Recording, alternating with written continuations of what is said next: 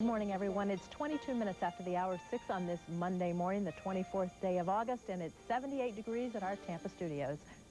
We'll have more on Hurricane Andrew in a few minutes. Turning to other local news today, two Polk County brothers are charged this morning in a brutal double murder. 25-year-old Steve Breckel and his 21-year-old brother Michael Breckel are charged in the death of two strangers. The victims were killed when the brothers allegedly went to a home in Eloise to retaliate against a third man who implicated the brothers in a robbery several years ago. The brothers served time in jail for that crime. The victims who were beaten and axed to death are 57-year-old James Brown and 58-year-old Dean Richardson. Meanwhile, the man they initially went to find, 58-year-old Earl Edwards, was also beaten. He's recovering this morning from what's described as minor injuries. And a Safety Harbor man has committed suicide after allegedly murdering his estranged wife and her live-in boyfriend.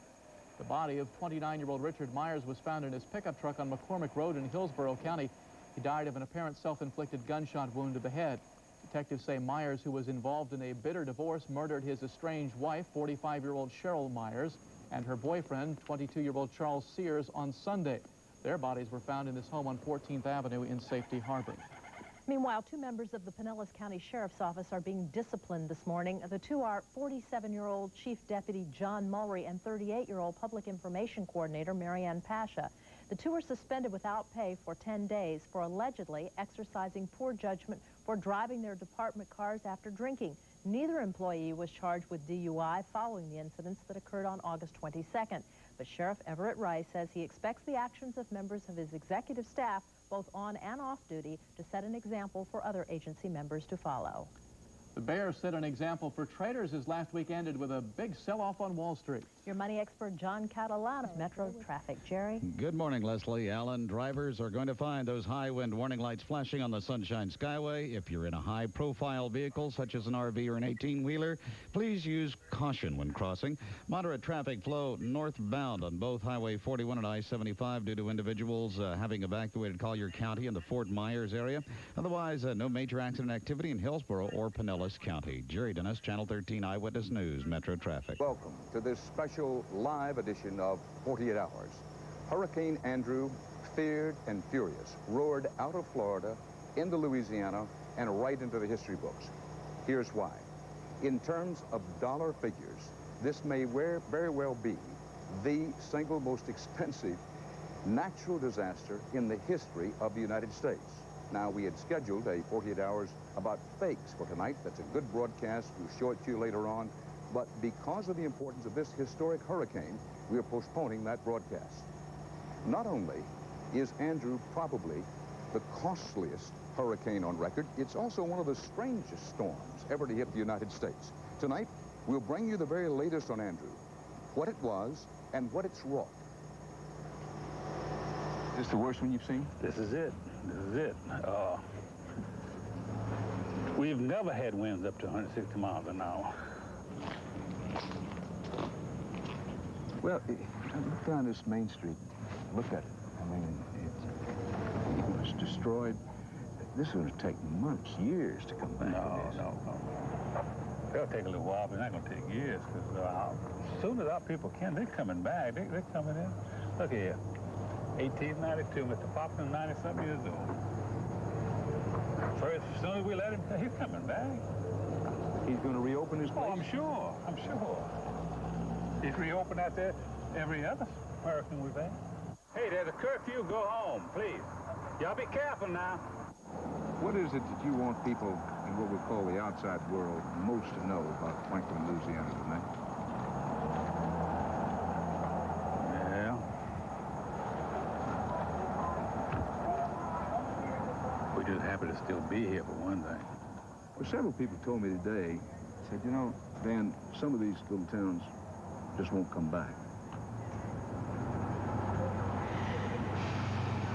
They've been saying that about Franklin for 25 years, 30 years, and we're still here. Going home? Okay, be careful. Be careful. We'll survive. We'll survive. A lot of the spirit in southern Louisiana and in South Florida tonight. Now, once Andrew ceased to be a hurricane, it blew itself out as a tropical storm over Mississippi. Let's check in with Frank Courier in Jackson, Mississippi. Frank? Dan, we're in Jackson, right in the center of the state, about 2.5 hours north of the Gulf, about 50 miles this side of the Mississippi River. And for the past couple of hours, we have been driving in what can only be described as an absolute blinding horizontal downpour. Water as warm as your morning shower, and yet driven by gusty winds that seem to get gustier as the night rolls on. They tell us about 6 inches of rain has fallen in southern Mississippi since about 10 o'clock this morning, more expected overnight. Conditions are ripe for twisters. Funnels have been sighted all over the state today. 2 tornadoes touched down south of here this afternoon, causing minor injuries. Tonight here in Jackson, people are remain in their houses. They're monitoring developments as what is now Tropical Storm Andrew chugs up north along the Mississippi River. This entire state remains on a flash flood watch and a tornado watch until about 1 o'clock this morning. Dan? When the hurricane finally stabbed inland here in South Louisiana, there were strange purple flashes of lightning, and there was the woo, woo, woo of the wind. In Morgan City, Louisiana, near where the eye first came in, Scott Pelley saw it and heard it. Scott? Dan, here in Morgan City, you can see that the damage is evident all over town. The eye of the storm passed just a few miles away. Late this afternoon, the National Guard was deployed to help keep the peace during this emergency. For everyone here, life changed dramatically after one terrible night.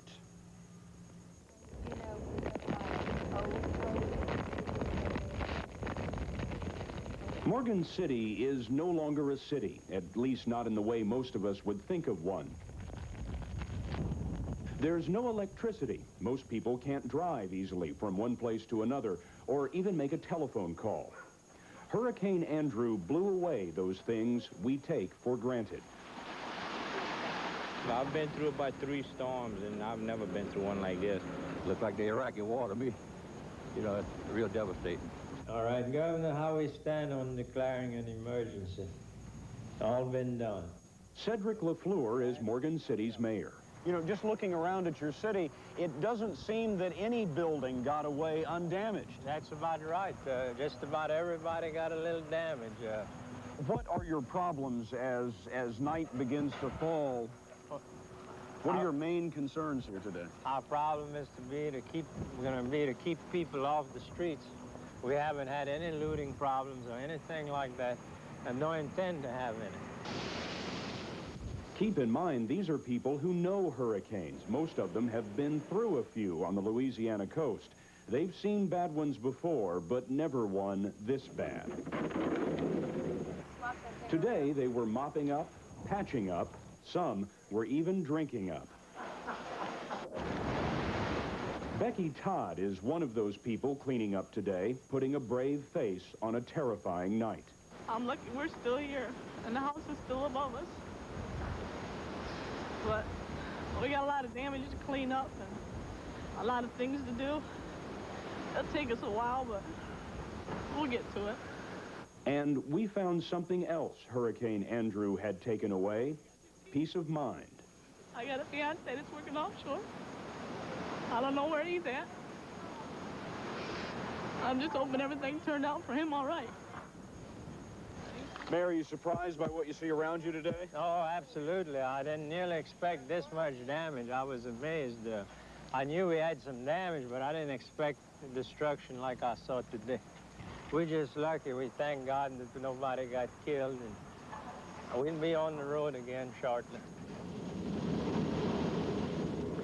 While the mayor is optimistic tonight, he is still telling people who evacuated to stay away. Morgan City is in no condition to welcome its residents back so soon. Dan? Thanks very much, Scott. There is a unique, mesmerizing quality to hurricanes that strike in the night. They're terrible for everybody who stayed behind, particularly in this hurricane. And Jerry Bowen, who generally works for Street Stories, stayed behind last night in a shaky Iberia Parish courthouse.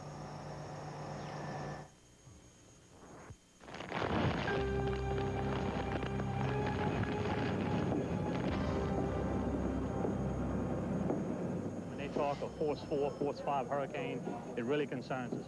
2 a.m. this morning, Hurricane Andrew is several hours away, and Craig Romero is one of the few people out on the road in Iberia Parish. Can you read me, Courthouse? Romero is the county boss, president of this coastal Louisiana parish known for Tabasco sauce, sugarcane, and hurricanes. Well, I'm on Main Street in Jeanerette, and all the power is out in Jeanerette. And the main street is nearly deserted, except for the family in the hardware store, sitting in lawn chairs as though they're waiting for a parade. She's gonna pose for you now. What y'all say, man? What's down, sleeping? And except for the town mayor, who can't believe Romero really drove out to see if people were all right. Well, y'all sit tight, and we'll check with y'all in the morning, Dow.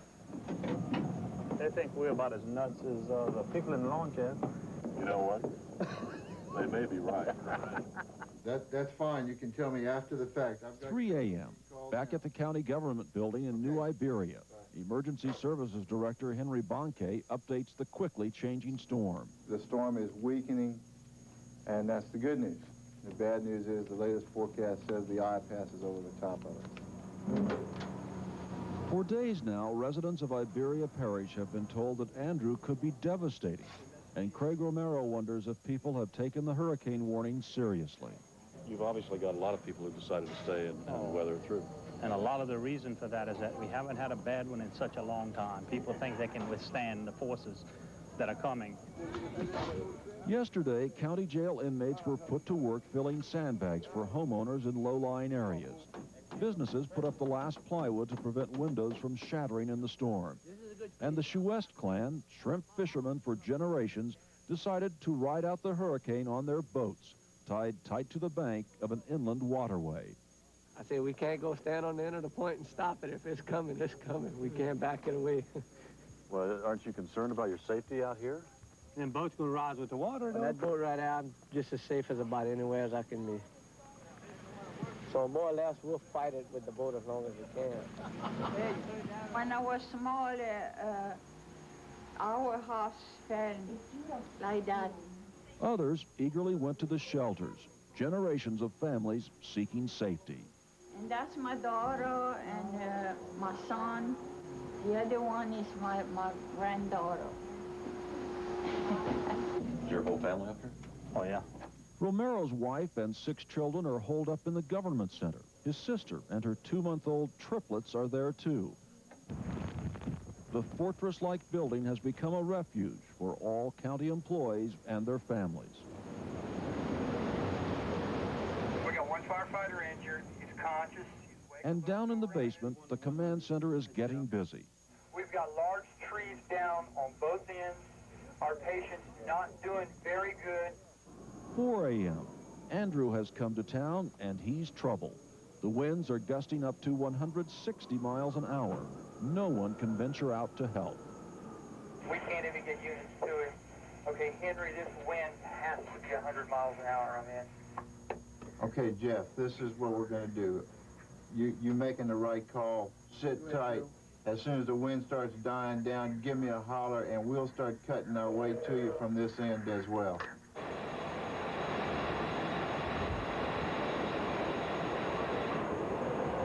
With daylight, the destruction in New Iberia is slowly revealed. For a night when the hurricane winds sounded like a dozen freight trains on the loose, the destruction appears limited. Many trees down here, but less property damage than feared.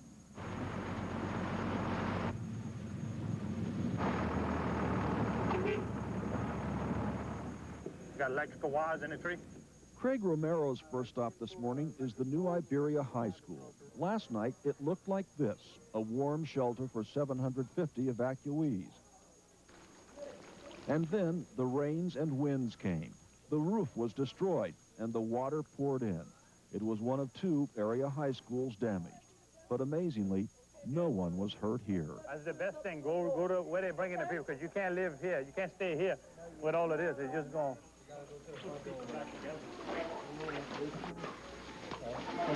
It wasn't that the 65,000 residents of Iberia Parish didn't have time to prepare for Hurricane Andrew. There were days to shore up buildings, homes, and offices. But in the end, time wasn't the only factor. Well, I don't know if this was a hurricane or a tornado or what, but We had a customer in this room last night at 1:30. And of course, when the building started blowing away, we got it out of here, got them down to our meeting room. Of course, then the roof blew off. Luck played a role, too. Motels were jammed by visitors who believed that rented rooms were safer than their homes. Tonight, they just feel lucky to be alive. The wind was blowing really hard. Everything was coming this way, so we were like hanging onto the back of each other's jackets. Now I'm gonna cry. It was scary.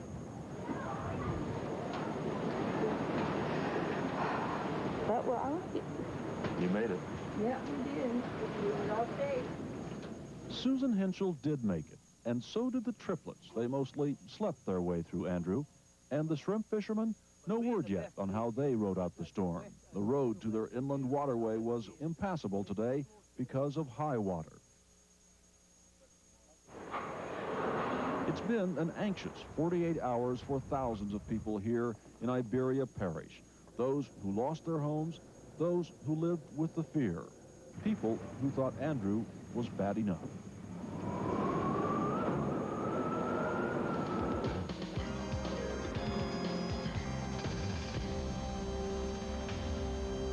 Had already just barely skidded past one major American city, and then, once into the Gulf of Mexico, it seemed headed dead on for another, New Orleans. But New Orleans itself sustained only minor damage. Its legendary system of levees has apparently held off what high water there was. But most importantly, Andrew's top 140-mile-an-hour winds came in well west of New Orleans, leaving residents there breathing the Big Easy. Authorities in Florida say they are concerned tonight about many of the older Americans who have moved into shelters, worried that they are in danger of dying because of heat and lack of running water, food, and medications. In all, officials are now estimating 100,000 of your fellow Americans were left homeless in South Florida alone.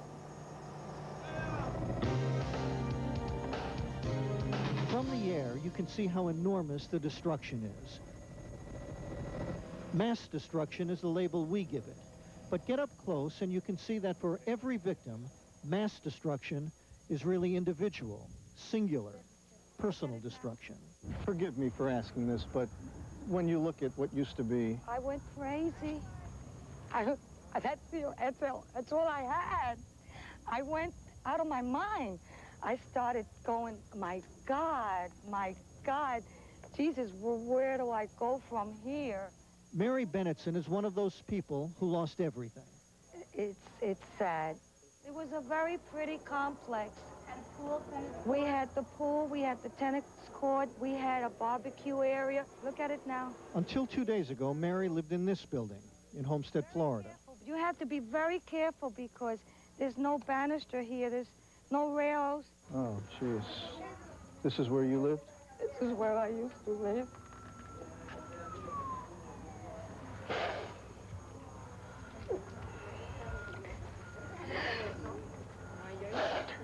That's why I can't come and look at it. You can't. All your life you work to have a little something to live comfortable, because I did live comfortable to come to this. You're a religious person? I am a very religious person, but I don't think they heard me. What does this do to your faith? You get to lose it a little, I guess. I don't pray anymore. There's no more praying left in me. There's no more hope left in me. My dining room was there, and my stereo was there. Isn't it strange? Look at total this. Destruction, Look at and this is one is left. And this is hardly scratched. Well, at least I get to take one home. Thank you.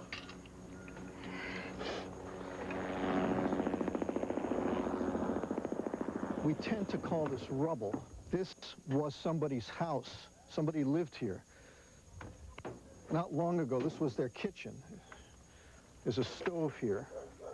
There's cabinets. Look at this. Look at this. They saved pennies. Real people lived here. This isn't rubble. This is a part of somebody's life. But when you look at this, it's hard to imagine that this is Wednesday night, 48 hours ago, this was somebody's house. Right. That's right. People were living there. People were living there. Family was living there. This is what Bob and Terry Luker came home to after the hurricane. This used to be their neighborhood. They were homes, individual homes, or just kind of like a townhouse, you know. Uh-huh. Individual homes. And I would say there's 2.5 gone right here. 2.5 homes gone right here. Terry, you don't have to hide your face or anything. I mean, a lot of us are crying over this. We talk about the tens of thousands left homeless, the millions without electricity, the billions of dollars in damages. But the numbers are so big we can hardly grasp what they represent. They become statistics. But every one of these statistics has a face and a name. His name is Lance Rossi. We lost everything. There's nothing. Even clothes were gone. What did you think when you came back and saw this? I stayed through it. You stayed? I was here. I put a table in the middle of that floor over there and had my family get under it. There was nothing else I could do. They say that disasters bring out the best in people, and it's true, neighbors helping neighbors. But it's also true that disasters bring out the worst in people. Shame you have to walk around the U.S. like this. He's defending himself against looters. So is he. Will you use that gun if you have to? Huh? If somebody breaks in our house, and if I have to use this gun to protect myself, yes, I would, sir. You'll be hearing a lot about how life will slowly but surely be getting back to normal after Hurricane Andrew. But take a look. This is one of those things about hurricanes and about destruction that isn't totally true. Life around here isn't ever going to be normal again. This was your home. Yes. This. Yes. Her name is Janet Cran. And when you looked at this? Well,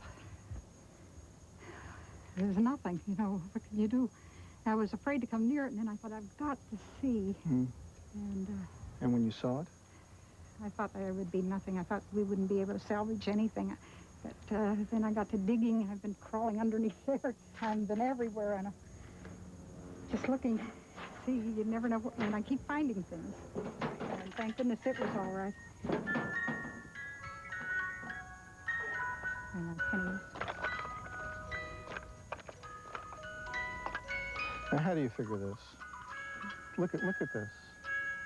Total disaster. And let me call you sweetheart on the carousel is still working. Still working. This is what mass destruction looks like. And it also looks like this. And this. I'm a carpenter. And this. Every hour, I look up to the sky and I say, how am I going to start all over again? And there's no answer. The destruction is so enormous, the suffering so deep, it's hard to grasp the big picture until you see the little picture.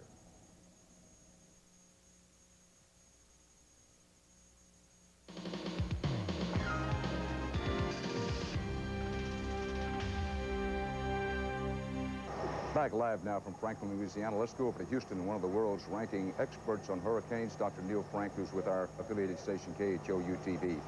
Dr. Frank, Andrew, first hurricane of the season. Is this indicative of the kind of hurricane season we're going to have? Well, Dan, let me add just a quick personal note. I was really touched by those pictures out of South Florida, and my heart goes out to those people who were my friends for a good many years. Now, specifically to your question, we don't know. The only person that I know of who has done much work in trying to establish whether we're going to have a active hurricane season or not is a good friend of mine, Dr. Bill Gray at Colorado State University. And in looking at all of his parameters, he's saying that we'd ought to have fewer storms this year than we would normally have. I would remind you that that was also true in 1983. We only had 4 named storms that year, but one was Alicia, and we well remember Alicia here in the Houston area.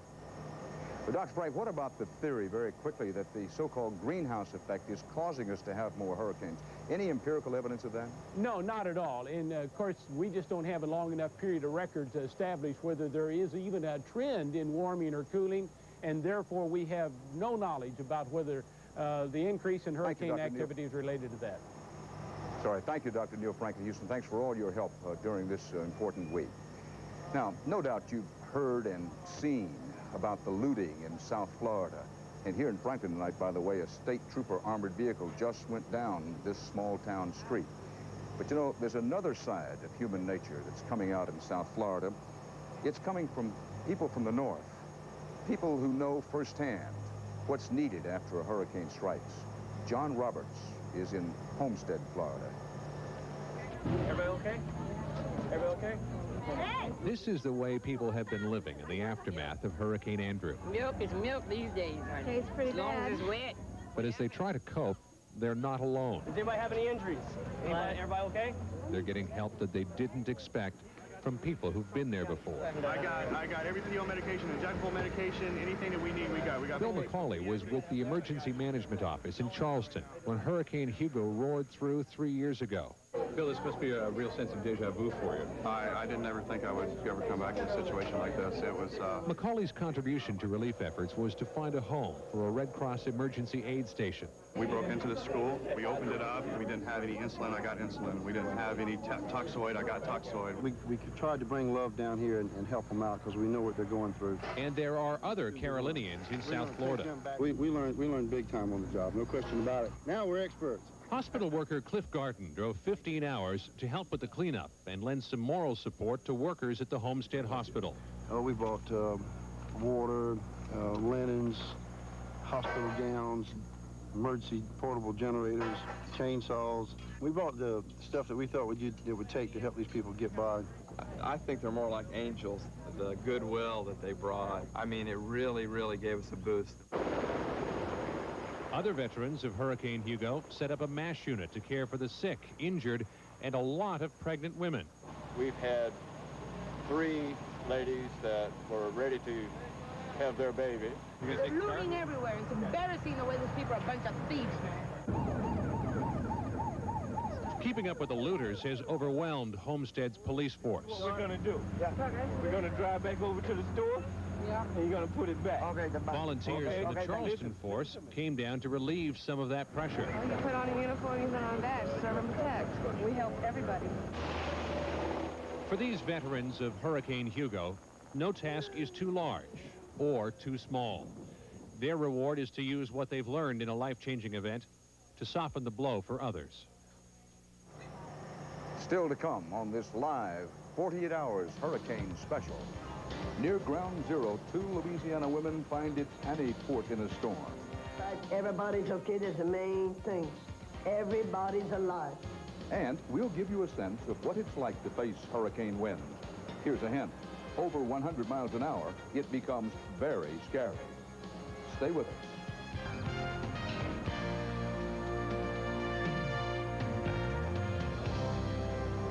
We're here in the part of Louisiana hit hardest by the storm. This is the small town of Franklin, which had sustained winds of 140 miles an hour last night. And we're bringing you a special live edition of 48 Hours. Andrew announced his intentions on Sunday. That was in the Bahamas. 4 dead and some serious damage there. The people of South Florida took note, and most took off. You can look out and see the ocean. You want to be gone. As night fell on the beach, more storm preps were underway. But for the most part, the streets are empty, almost eerie. Thinking about the high winds and stuff, you know, we thought it was better for us to come to a shelter. Shelter managers are trying to cope with too little food, too few blankets, and kids too keyed up to sleep. As time ran out on shoppers stocking up on essentials, so did their patients. Anxious customers who'd waited in line for 2 hours to get inside tried to muscle their way in. They destroyed every single thing that was in the shop. They destroyed it. We're mad. They're crazy. Everybody here waiting for plywood? You can't play with Mother Nature. I think people should take it serious. Very serious. And seek shelter immediately. Come on, baby. Come on, baby.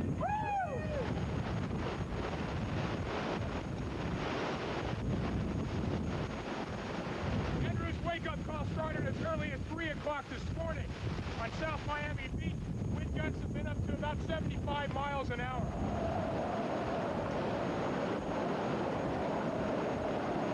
Just before dawn, officials clocked wind gusts at an incredibly powerful 164 miles per hour. This is, by anybody's standards, a hell of a hurricane.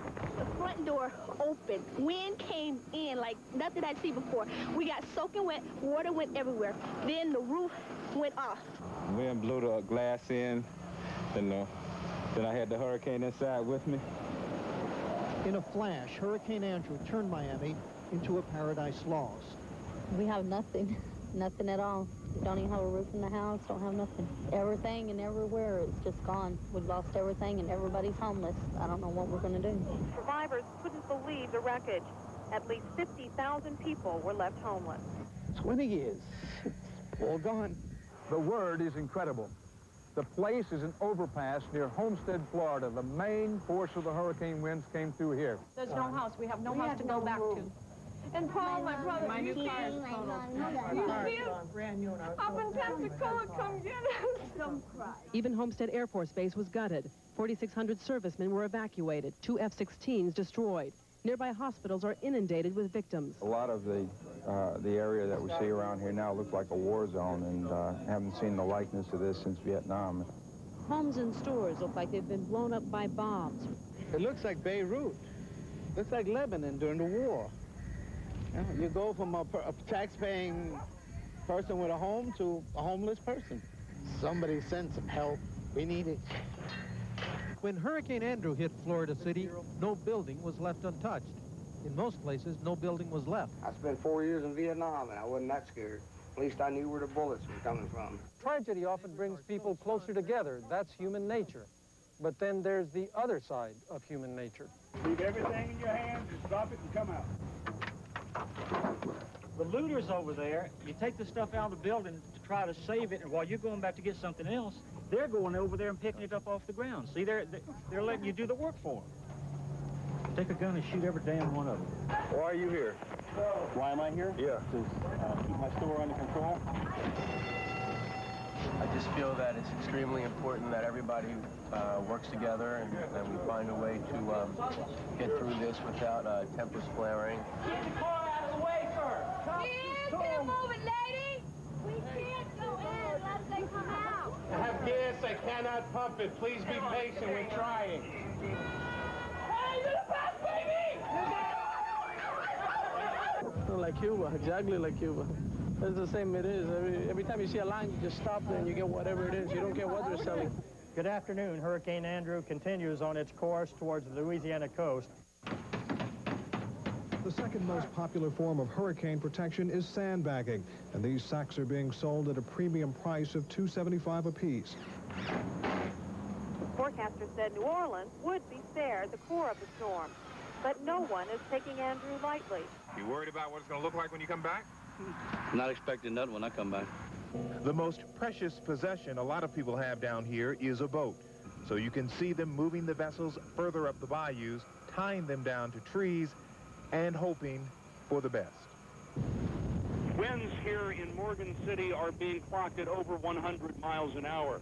We have rain, flooding, a great deal of wind damage. Homes smashed by at least a dozen tornadoes.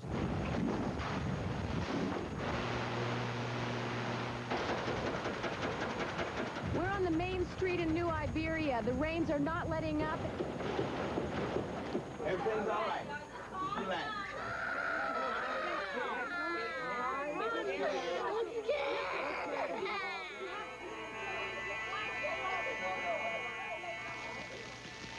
Don't panic. Woo! I ain't never been through this, y'all. All right, stay calm. Y'all doing great. It's hard to describe the power of these winds, but an hour ago I couldn't even stand here.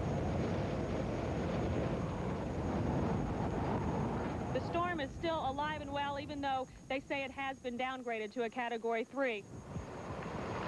Just when you think it's over, it isn't. This is a Yogi Berra kind of storm. It ain't over till it is over.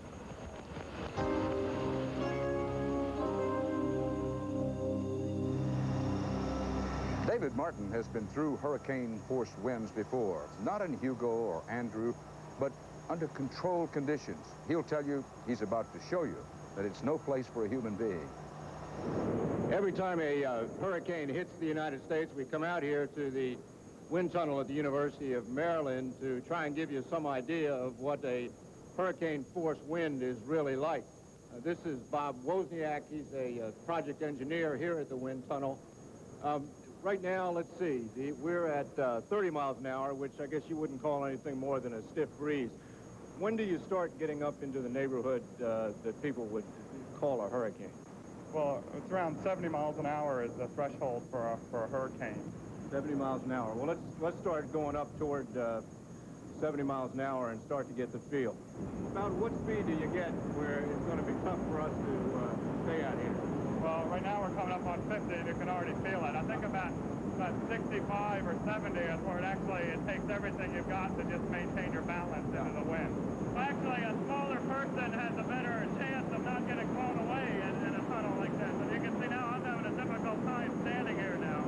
Okay, well, it says 60, so we're going to excuse you, and I'm going to stay here for a little while. Okay. I'm going to take off my glasses, because they're about to go anyway. All right, that's 70 miles an hour. Half of what the winds were when Hurricane Andrew came ashore. Now we're at 80. Your mouth is so dry you can hardly talk. It's hard to control your hands. Okay, let's do 90. 90.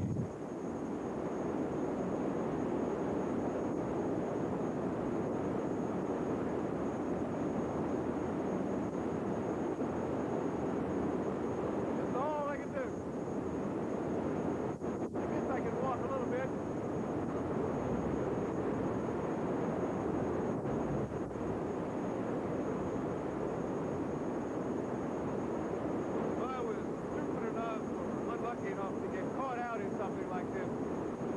Just get it down as low to the ground as I could and hope that nothing came along and hit me. But I sure as heck couldn't go anyplace. I sure as heck couldn't do anything.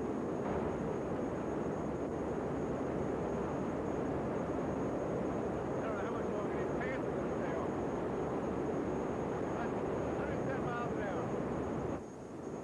I could not walk from here to that camera if I had to.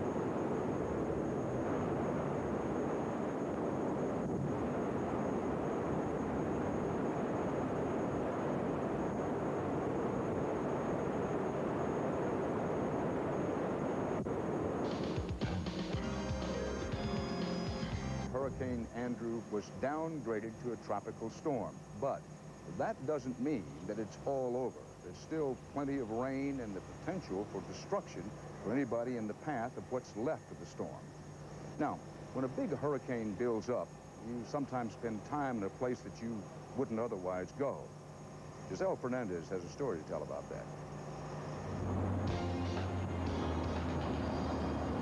I-90, the broken corridor to New Iberia. One of the towns here hardest hit. We was kind of scared, but then... Mabel's Lounge stayed open last night. We bought groceries for everybody. We fed everybody. A pool hall turned refuge for family and friends. They slept on pool tables. They slept on the floor with mattress on the floor and everything else, but they slept over in the rain. Huh? You put sandbags up, I see, to keep the water out. How was it last night? Just terrible. God. Yeah. What did you see? The wind, the water, the wind. So you have your family here who came? My kids and grandkids. My ex-husband and his wife was over here. We pray. And God has answered our prayers. That's right. You rebuild when you lose. You can't get people back, though, and we're all right. That's what matters.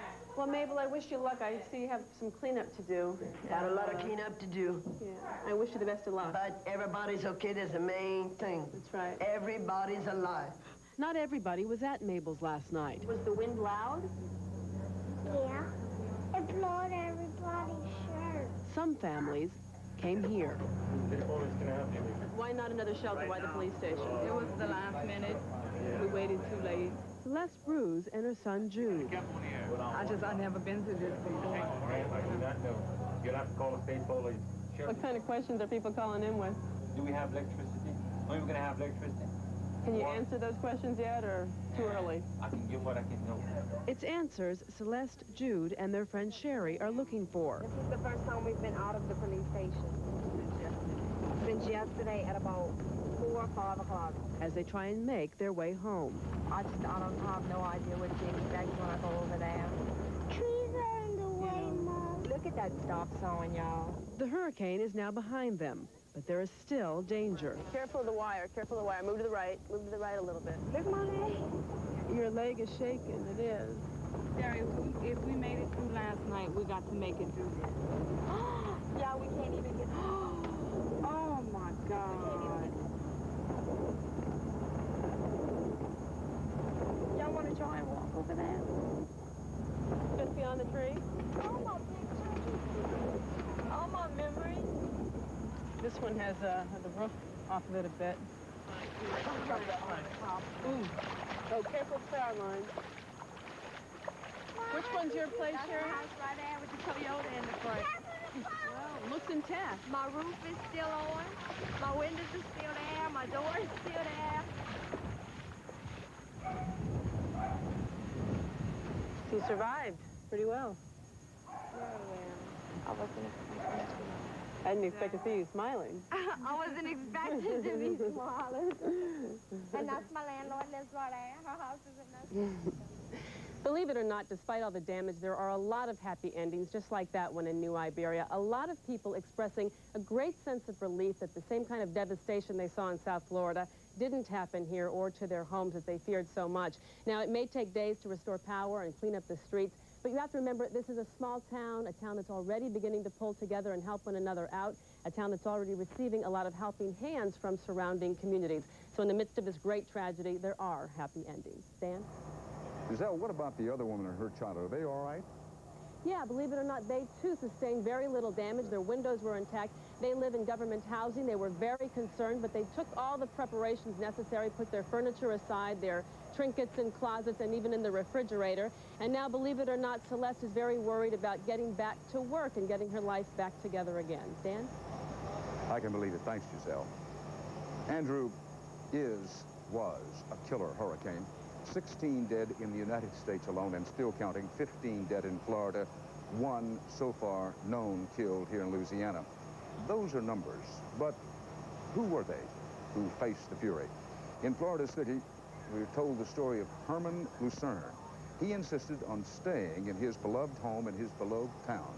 Neighbors tell us that the former mayor of Florida City had ridden out every hurricane since the 1930s. A neighbor checked the 76-year-old man's home after the worst of the storm had passed. Herman hadn't made it this time.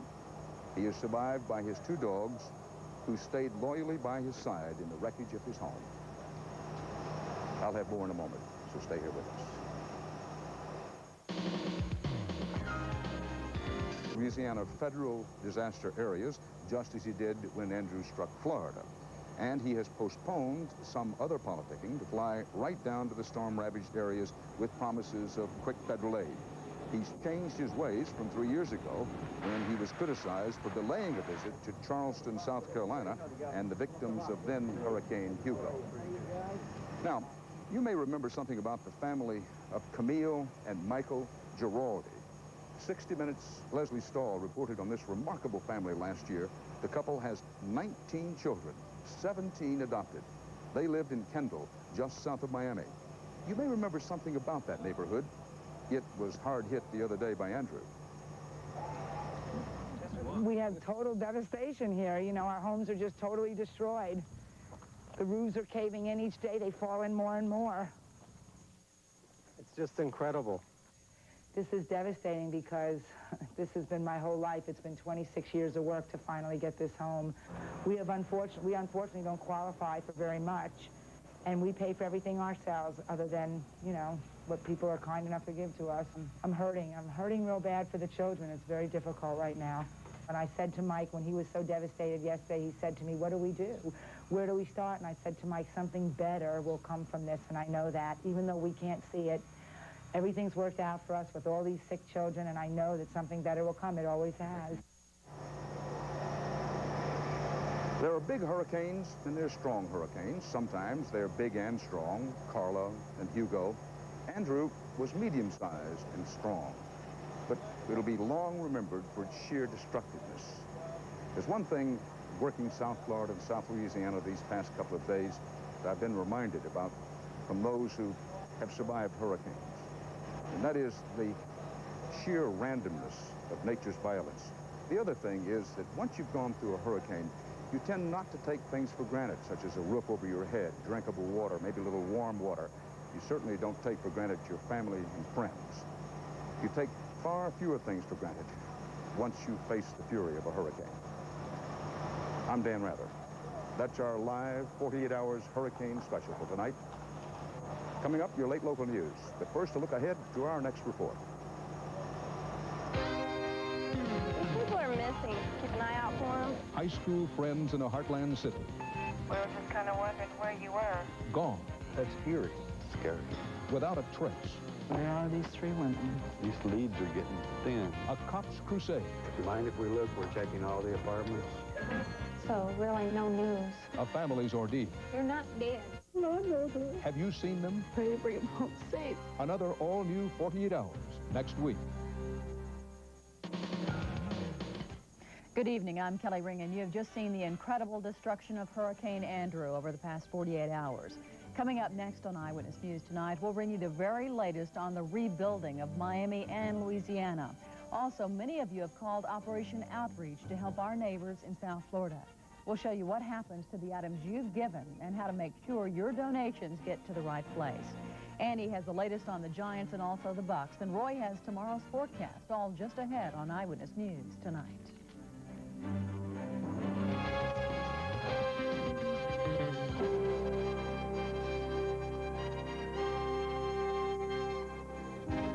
For a transcript of this program, send $5 to 48 Hours Transcripts, Box 7, Livingston, New Jersey, 07039. And to order a VHS cassette of tonight's broadcast,